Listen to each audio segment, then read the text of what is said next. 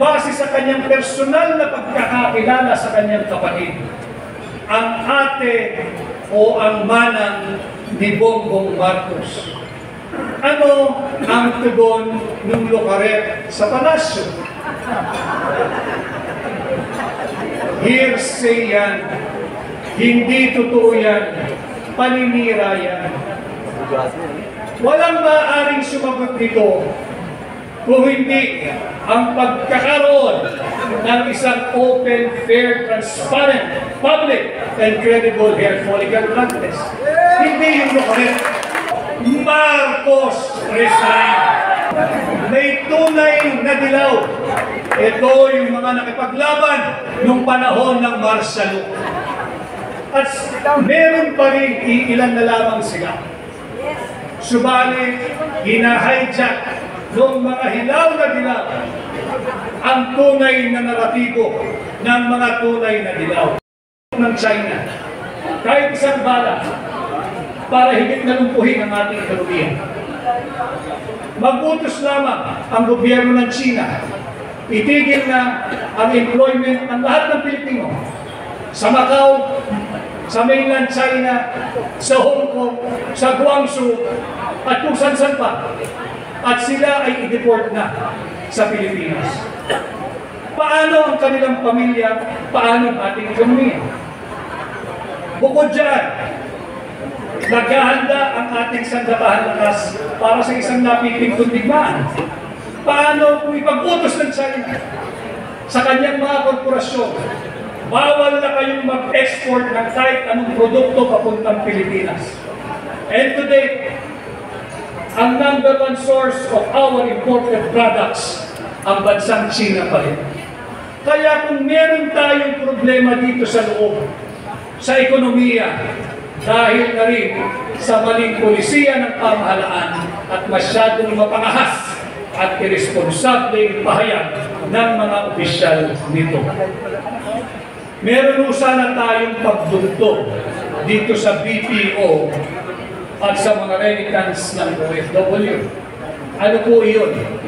Yung ating tourism industry.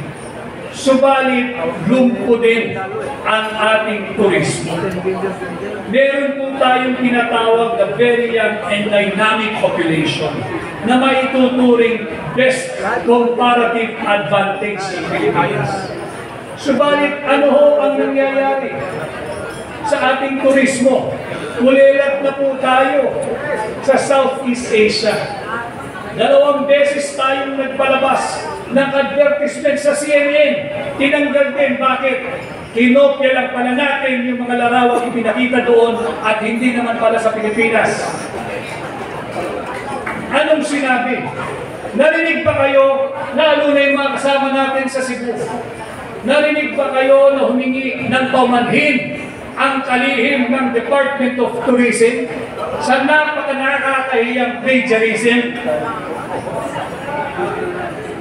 Ito yung mga maling polisiya.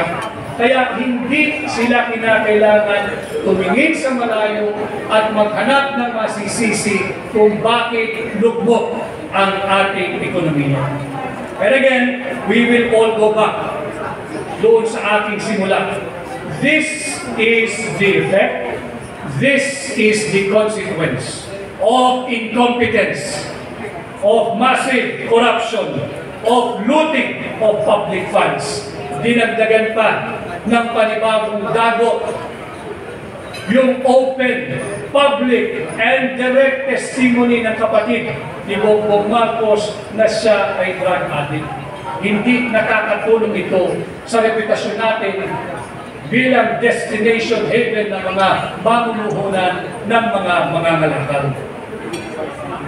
Unless and until the Marcos Jr. administration will learn what most Filipinos have learned, albeit involuntarily. Ano po yan?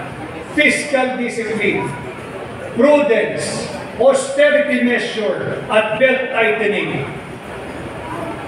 The economy of our country will only get worse before it gets better in the next administration. So ladies and gentlemen, you have to brace yourself and your family for tough times ahead. Pagdating naman sa usaping politikal, alam kong mulat kay lahat sa nangyayari sa ating bansa. Meron tayong kinaharap na leadership, integrity, credibility, and accountability crisis ng administrasyon ni Bongbong Marcos Jr. Ulitin ko, dulutin ko, ng massive corruption and looting of public funds. Bukod dito, nabuksan muli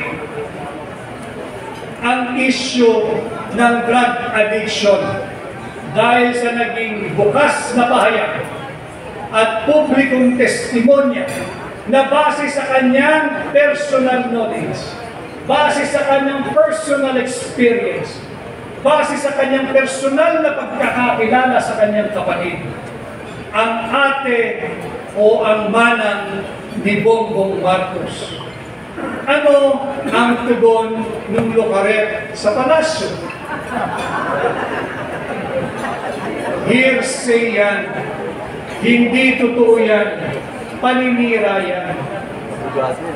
Walang maaaring sumagot dito kung hindi ang pagkakaroon ng isang open, fair, transparent, public, and credible hair follicle blood test. Hindi yung Lucaret. Sinabi nga nung kapatid, bata pa lamang kami. Ang haba ng kwento niya. Bata pa lamang daw sila ay gumagamit ng kanyang kapatid. Hindi kayo, hindi ako, hindi yung Lucaret ang may personalidad. Pasinungalingan niya. Bakit? Bata pa daw sila eh. Nakita niya eh. Naranasan niya kung ano ang buhay ng kanyang kapatid. Kanya lalong lumalakas, nakakabingi na ang panawagang sumailalim sa open, fair, transparent, and credible hair follicle drug test. Dahil dito, sa aking pananaw, wala nang anumang moral at legal ascendancy ang tanggapan ng Pangulo. Kung kaya't palakas ng palakas ang sigaw ng sambayanang Pilipino, Marcos resign! Marcos resign! Marcos resign! Marcos resign! Marcos resign! At habang lumalakas ang sigaw na yan, lumalakas din ang nerbiyos ng mga alyansa na once upon a time ay hindi natin naisip na magsasama-sama, na ngayon ay isang organisado, well-oiled at well-funded machinery, discrediting no less than the office of the Vice President, discrediting Inday Sara Duterte. Ito yung tinatawag na mga hilaw na dilaw. May tunay na dilaw. Ito yung mga nakipaglaban nung panahon ng martial law. At meron pa rin iilan na lamang sila. Subalit, hina-hijack ng mga hilaw na dilaw ang tunay na naratibo ng mga tunay na dilaw. Ang tunay na dilaw ay nakipaglaban para sa ating demokrasya. At ang bunga niyan ay ang pagpapatalsik sa Marcos Sr. Administration.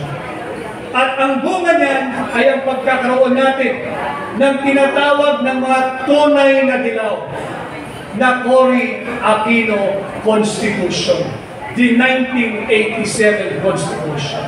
Sa mga tunay na dilaw, iyan ay sagrado. Subalit, sa mga hilaw na dilaw, sa mga makakaliwang grupo, sa mga kakamping, at sa mga bagong Pilipinas na alyansa, sasagasaan nila, ibabasura nila, kahit sunugin pa nila ang ating saligang batas. Huwag lamang matupad yung malinaw na garansya dyan pagdating sa constitutional succession. Yan ang pwersang nagsasama-sama ngayon. Alam naman nating lahat sa bulwagang ito na yung pagsasamang yan, yung pagsisiping na yan, ay pansamantala lamang. Tinitiis nila ang kanilang samsam, ang kanilang baho, ang kanilang masamang amoy upang mayurakan, ibasura at wasakin ang Cory Constitution, ang ating saligang batas. Handa nilang isang tabi yan. Handa nilang isang tabi ang diwa ng ating demokrasya upang isulong ang iligal na layunin at hangarin na pigilan at huwag maging Pangulo si Inday Sara Duterte, maging ito man ay sa pamamagitan ng isang tapat at malinis na halalan o di kaya sa pamamagitan ng constitutional succession. Pati ang ilang elemento sa loob ng simbahang Katoliko nakakapilit ang inyong katahimikan. Lantaran na ang issue ng korupsyon. Lantaran na at mulit-mulit ang issue ng drug addiction. Ang drug addiction ay hindi lamang krimen. Ito'y isang brain disorder. Sakit sa pag-iisip na naglalagay ng maraming katanungan kung tama pa ba ang disposisyon at desisyon ng tao muling pinaratangan at pagbibigay ng testimonya mismo ng kanyang kapatid na siya ay may problema sa drug addiction. Hindi po simpleng